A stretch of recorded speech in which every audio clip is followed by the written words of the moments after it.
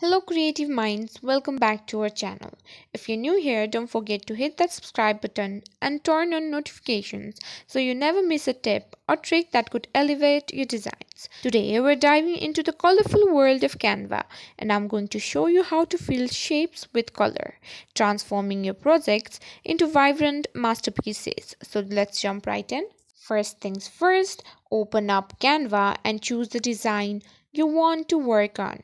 For this tutorial, I'll select a simple post. Now to fill a shape with color, tap on the shape that you want to color. Now tap on the color options right beside shape. Now choose the color that you want to fill in by tapping on the color that you wish. And that's all there is to it. I hope you found this tutorial helpful. If you did, don't forget to give this video a thumbs up and subscribe to our channel for more Canva tips and tricks.